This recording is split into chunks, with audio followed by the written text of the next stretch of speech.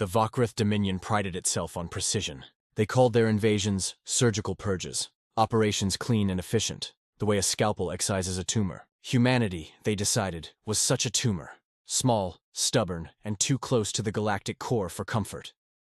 When the Dominion's high strategos gave the order, their fleet moved without fanfare. 5 carrier hives and 24 cruiser squadrons dropped from warp above Eidolon Reach, a frontier colony on the edge of human space. The humans barely had time to raise shields. They came down in waves, ultraviolet fire and particle lances shredding orbital defenses, atmospheric bombardments lighting the sky like blue lightning. Cities turned to dust, forests flashed into vapor, the oceans boiled in places where impact beams struck too deep. Over the colony's central communication tower, the last broadcast went out. A terrified voice cutting through static. "This is Eidolon Reach. We are under Then silence. The Vokrith called it a demonstration of dominion. In their reports, they noted with satisfaction that 0 human vessels had responded. Not a single counterattack, not even a distress beacon from Earth. The humans had gone silent. To the Vokrith, it was proof of weakness. The boast of the victors, Admiral Varen of the Dominion's 7th Fleet addressed the gathered officers aboard his flagship Kaveth's Pride.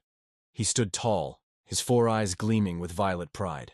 Around him, the officers laughed, their claws clicking against the polished obsidian floor. "Humans," Varen sneered, "are prey that forgot they were prey. You see how they crumble when touched." A junior officer bowed low. "The Terrans have not even responded to our transmissions, Exalted One. Perhaps they hide behind their primitive AIs, hoping to be forgotten." "Then let them hide," Varen said. "Let them stare into the dark between stars and realize it belongs to us." Across Dominion space, the media spun tales of victory. Broadcasts depicted the burning ruins of Eidolon Reach, calling it the taming of the Terrans. In the Grand Hall of Sovereigns, their supreme overlord made a declaration: "Earth is pacified. Humanity's reach ends here." The galaxy nodded in agreement. Other species, fearful of the Dominion, echoed the sentiment. Humanity, they said, had always been too emotional, too reckless. Perhaps extinction would be a mercy.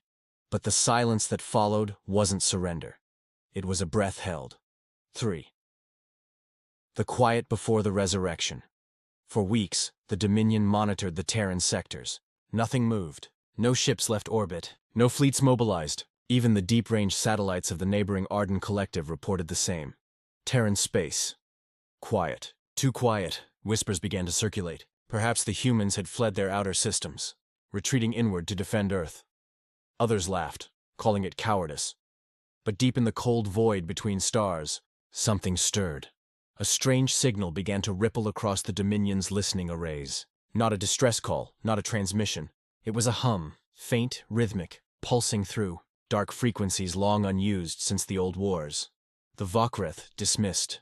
It is cosmic background interference, until one of their scout ships vanished. Then another, entire.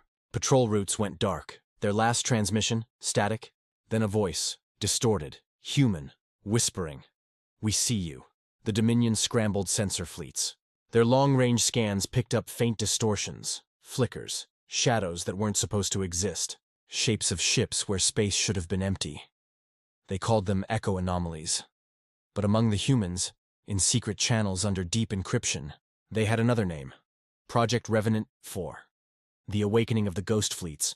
The Dominion's High Command ordered the 9th Fleet to investigate. They arrived at the edge of Terran space, near the abandoned mining world of Laconia 12. No response. No readings. Just a dead world and a black sky. Then their instruments glitched. Thousands of faint radar pings appeared. No life signs. No energy output. Just metallic mass signatures surrounding them in a vast ring. Captain Direk laughed nervously. Sensor ghosts, reflections from asteroid debris. But when he looked out the viewport, the laughter died, because the ghosts moved. First one, then hundreds, then thousands, ship silhouettes materializing from the darkness. Their hulls bore the mark of old Terran designs. Angular dreadnoughts and stealth cruisers once thought lost in the wars of centuries past. Black steel against blacker space. No running lights, no signals. Then one by one their engines ignited, cold blue flares illuminating the void. The Dominion fleet's comms exploded with alerts. Multiple targets. Identification, unknown. They're flanking from all sides. Wait, those transponders, they're human! Old registry codes. Then the transmission cut. When Dominion Command replayed the final data logs, the last image captured by Kaveth's Pride showed hundreds of Terran ships, moving in perfect silence. A ghost armada, their weapons charged but cold, firing simultaneously with mechanical precision.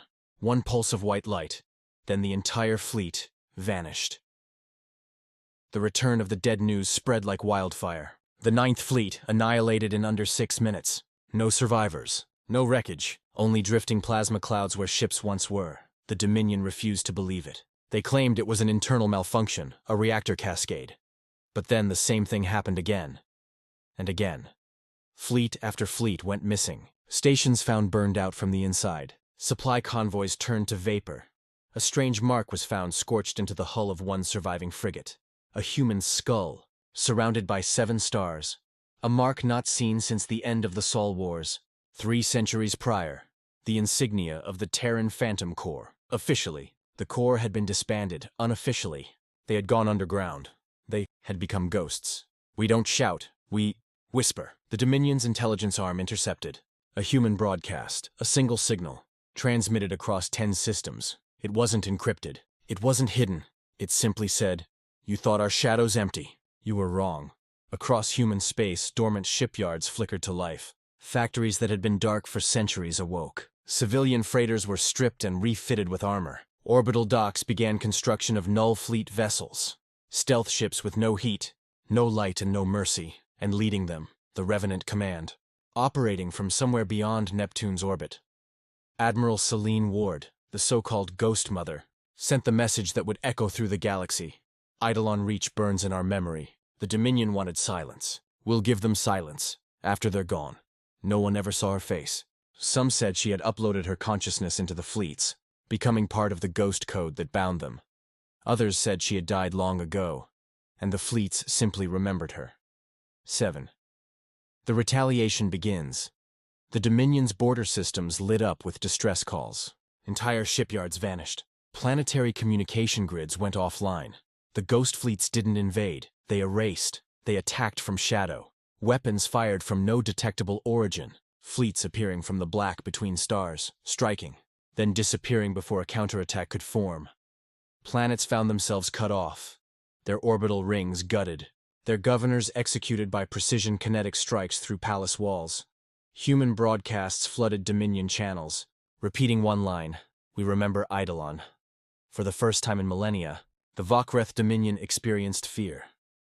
Their supreme overlord demanded a full-scale retaliation, a purge of all Terran systems. But when their Grand Armada entered Sol space, they found nothing. No ships, no stations, not even Earth, just debris and echoes. Then the debris moved. Hundreds of vessels decloaked in synchronous formation. The ghost fleets, entire armadas of resurrected ships, their hulls wrapped in spectral shielding, powered by fusion cores burning cold. The Eidolon Vanguard, Revenant Spear, Ashfall, Obsidian Dawn, each bore the same mark. The skull and 7 stars. From the lead dreadnought, a voice transmitted directly into the Dominion flagship. "Your stars burned our children. Now we burn yours. 8. Retribution, the silence of fire."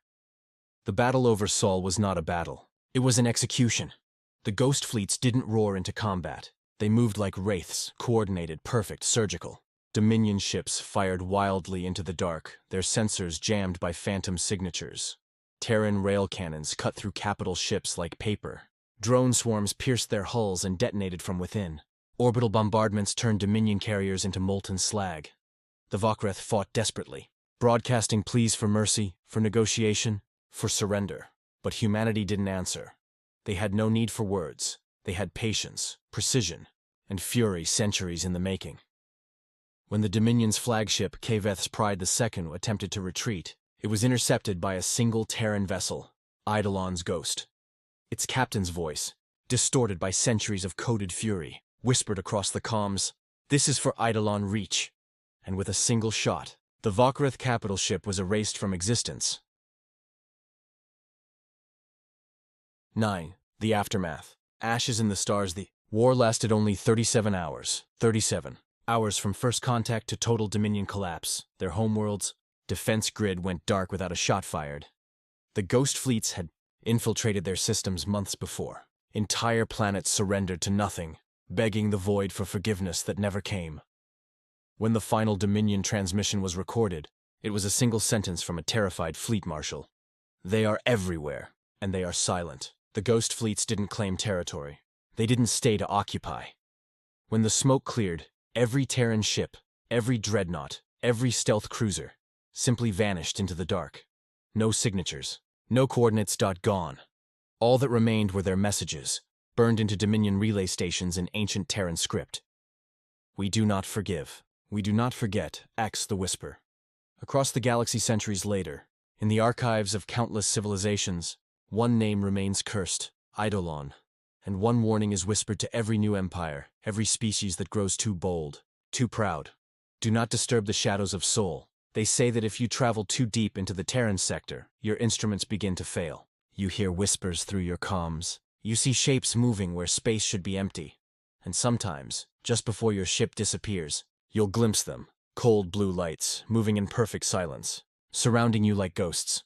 The lost fleets of Earth, still watching, still waiting, still remembering. Because the humans learned one truth above all others. The stars forget the dead, but the dead remember everything. They thought our shadows empty, but found ghost fleets instead.